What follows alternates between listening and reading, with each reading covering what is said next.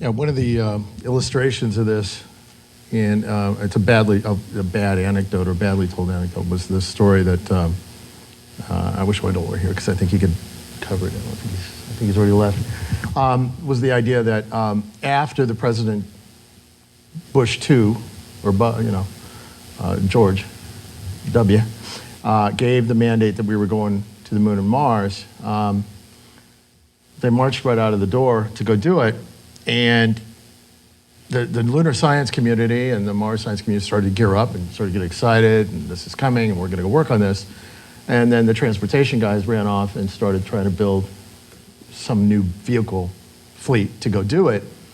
And there was an unfortunate, I think, statement, I'm going to paraphrase, please don't quote me on this, where the administrator at the time was asked, what are these vehicles for?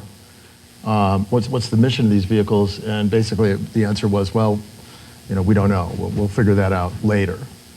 And, which is kind of odd, because I'm not going to build a Ferrari to deliver UPS. I need to figure out what my mission is and then go backwards. And what I saw during those years was such a disconnect between the transportation needs and those kinds of things. And it was kind of sad because I was seeing a lot of the scientists, and I was more closely related with the LEIG people and all that at the time, who were coming up with some great stuff. They were looking at some great ideas, getting very creative, and they were actually interfacing with the private sector guys. And I remember one particular session, which was at a sub-session at a NASA event that I mentioned previously that was held in Washington. And we're sitting there, and there's a scientist.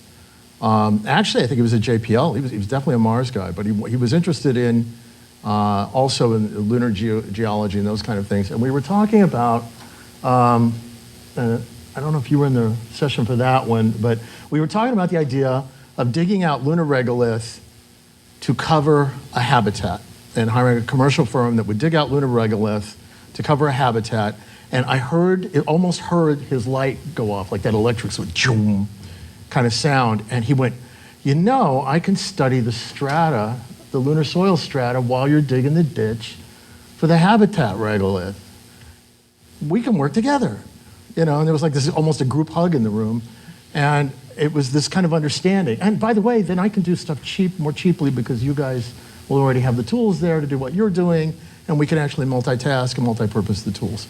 And that kind of conversation was starting, but unfortunately, I think because of this division, the structural divisions that are there, which often force good people into bad slots, into bad decisions because it's structural, we end up with these kind of issues where we have this kind of competitions. I think your Antarctic model is making more and more sense the more I'm hearing about it. Yeah, I've said this several times. If I was in charge of NASA and Congress agreed, I would reorganize it. I'd create, instead of having a science code and a human exploration code, which is what we essentially have now, I would have a code called Near Earth Space.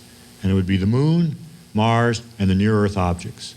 That is the neighborhood in which science and human activities overlap. It is the equivalent of Antarctica, a place where science and human actions, our actions, are both important. Unlike the outer solar system and the distant galaxies, which are important science targets, but they're not places right now where human actions are involved.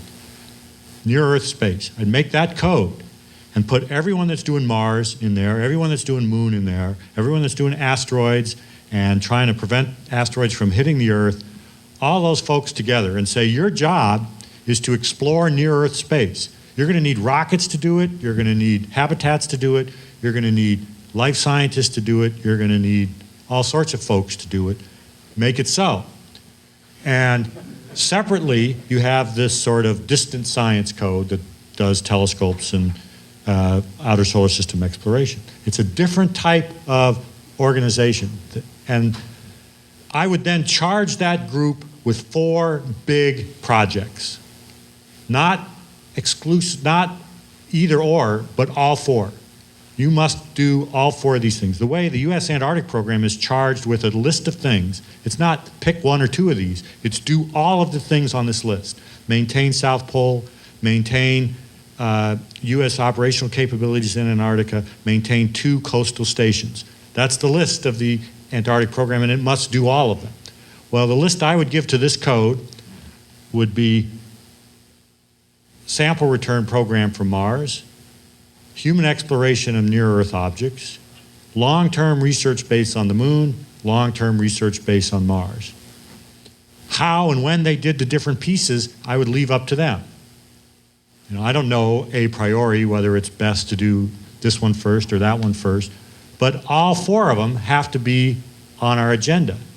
We need to do all four of those things. It's not a choice between one or the other, or this one instead of that one. We have to do all four, and this group should be the group to task it. And there's a lot of commonality.